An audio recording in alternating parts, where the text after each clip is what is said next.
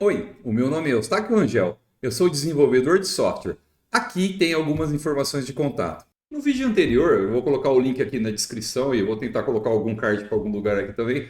Eu fiz um intensivão sobre Rectors, que é a implementação de Ruby do Actor Model. Se você não viu, dá uma olhadinha lá que tem 1h30 de explicações ali sobre como que o Ruby agora na versão 4.0 fez várias alterações para fazer a implementação do Actor Model ali com os nossos amiguinhos Rectors.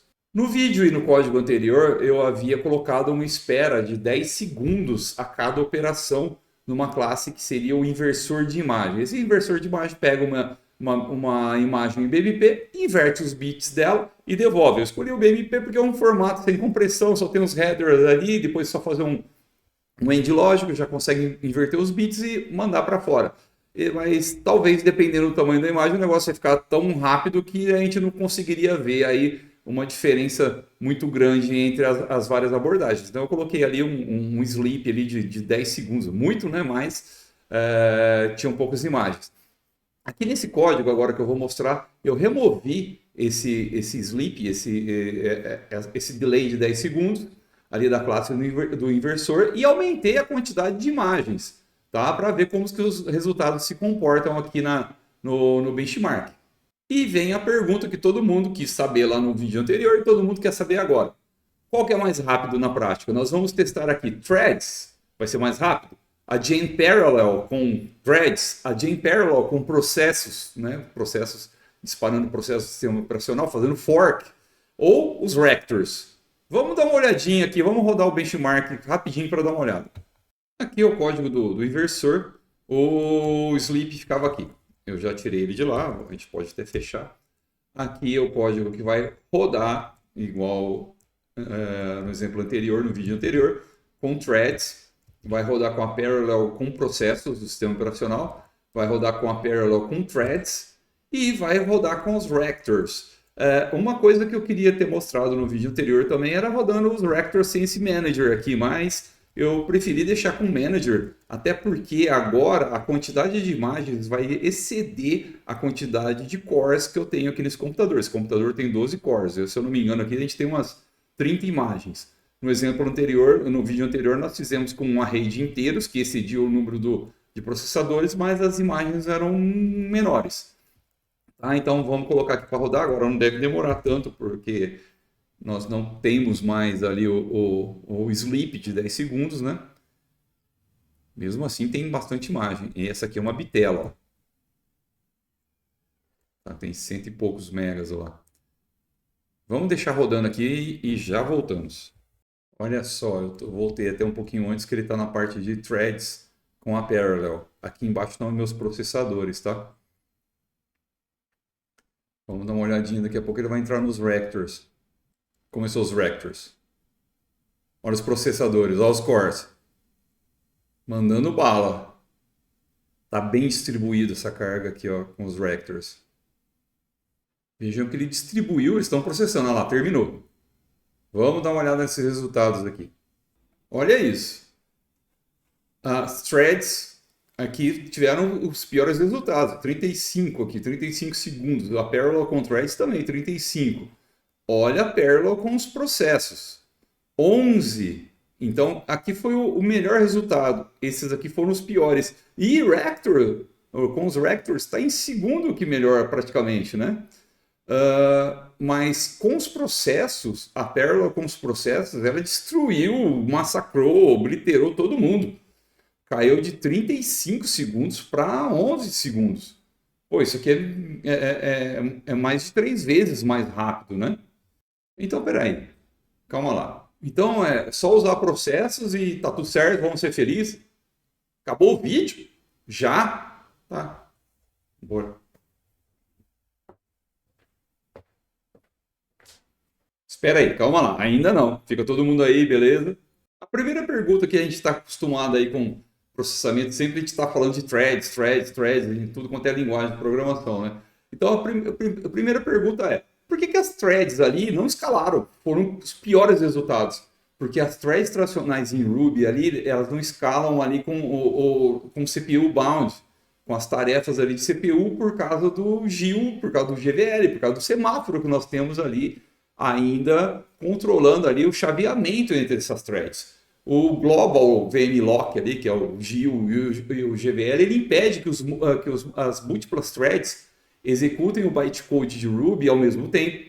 Tá? Então, mesmo tendo 12 cores, a gente está usando basicamente um ali por vez, ali ele está chaveando.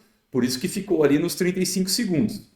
Ah, mas a Jane Parallel usa as threads. Tá, mas ela continua ainda sendo limitada ali pelo GIL, pelo GVL.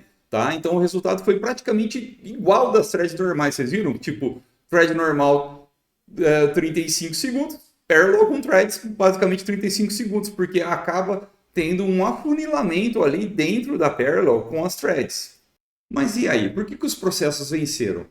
Para a gente entender processo bem ali, o fork que faz ali no sistema operacional, a gente tem que ler esse carinha de novo, né? Quem nunca leu, se alguém não leu, leia, por favor, se você gosta de sistemas operacionais.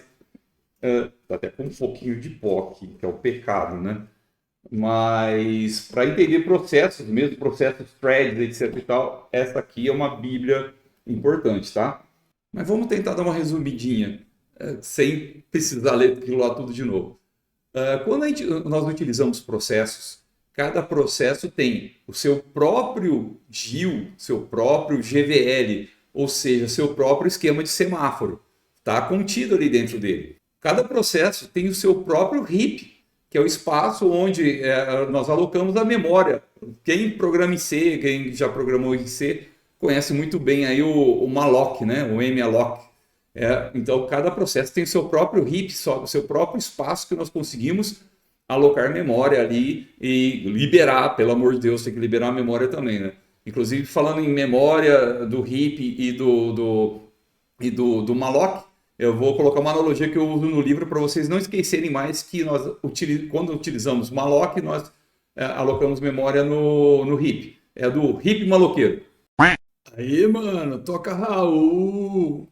E também cada processo tem o seu próprio GC, seu próprio Garbage Collector, né? E agora você imagina assim, se a galera se mata para fazer um funcionar rápido, né? Imagina ter vários ali também, né? Então cada um está isolado, mas são vários GCs ali operando ao mesmo tempo. Ou seja, nós temos paralelismo real e um core por processo, explicando aquele número técnico lá. Vamos reparar lá, o tempo real ali foi de 11 segundos, mas o tempo total da CPU foi 44 segundos. Isso significa que o trabalho foi distribuído ali entre os vários cores. Ele não ficou mais leve, ele ficou paralelo. Então, por que não utilizar sempre ali os processos? Aqui entra a maturidade arquitetural da coisa, porque existe custo e o benchmark não mostra tudo ali. O custo 1, a memória. Se o seu app tiver 300 megas e você roda aí 8 processos, você pode chegar ali com 300 megas vezes 8. Tá? Pode chegar, não estou falando que vai chegar. Existe o copy on write, mas quando o heap começa a ser modificado, a memória vai sendo modificada também, a memória vai aumentando. Em produção, isso dói. Custo 2. Comunicação. Os processos eles não compartilham memória, então qualquer troca de dados precisa ser através de um pipe, de um socket ou de serialização de alguma forma ali. Isso vai custar CPU e vai custar latência. Número 3, o GC, o Garbage Collector separado. Então cada processo tem o seu Garbage Collector próprio. Isso significa o quê? Mais pausas, mais consumo total de CPU para gerenciar tudo isso aí. E aí você me pergunta, e os Rectors? Os Rectors ficaram em segundo lugar, eles ficaram no meio termo. Melhor que as threads, mas pior que os processos. Por quê? Vamos lá. Porque os Rectors, eles isolam a memória, mas eles ainda rodam dentro do mesmo processo. Tem um overhead na passagem de mensagens, então nós comunicamos com os Rectors através de mensagens. É a base do Vector Model. Assiste outro vídeo lá para você entender isso aí um pouquinho melhor. E eles ainda não são tão otimizados ali quanto um fork. Mas aí os Rectors ainda trazem arquitetura segura. Ele tem a implementação do Actor Model, que é um negócio bem legal. Ele não tem shared state, não tem estado compartilhado ali, fica tudo isoladinho. E ele não tem, em cima, não tem shared state, ele não tem ali as race conditions clássicas. E está em segundo lugar. Mas vamos lá, qual que é a grande conclusão desse vídeo extra aqui que eu fiz só para complementar o outro? Lembrando que é tudo baseado em CPU bound. Esse benchmark foi intenso aí em cima de CPU, não foi de I/O, por exemplo. Eu explico todas essas diferenças de CPU bound e I/O bound lá no outro vídeo. Os processos, matam a pau aqui nos benchmarks do CPU bound, mas isso não significa que eles são sempre a melhor escolha. Então aí depende do problema. Se nós temos uma situação que é I/O bound, tem muito I/O, então, poxa, threads pode ser aí uma solução melhor. Um CPU bound pesado, processos, vimos que o processo mata a pau, né? Sistema concorrente aí complexo, tá? Raptors estão saindo de experimental, como estamos vendo aqui, são uma boa opção. Se nós tivermos alguns workers isolados, processos pode resolver isso. Agora, se tivermos alta troca de mensagens ali dentro do nosso sistema, entre as várias partes paralelas, rodando paralelas ali, Raptors são uma boa de uma escolha. Beleza, aqui eu termino esse vídeo extra, que eu resolvi gravar alguns dias depois lá do videozão gigante, né? Para tentar fechar essa parte aqui do benchmark, explicar as colunas ali, tipo, dos processos, tempo real, etc. e tal. Lembrando que benchmark mede velocidade, a arquitetura mede o custo total da coisa. E a pergunta certa talvez não seja qual deles que é mais rápido, e sim, qual dessas abordagens, qual deles que resolve melhor o meu problema com menos dor lá no futuro. Beleza? Se você gostou do vídeo, dá um likezinho pra gente aqui para dar uma fortalecida no canal, se inscreva no canal, conte para alguma pessoa que trabalha com desenvolvimento de software sobre o canal, estou sempre publicando conteúdo sobre desenvolvimento de software aqui. Beleza? Então tá, muito obrigado por ter assistido, grande abraço!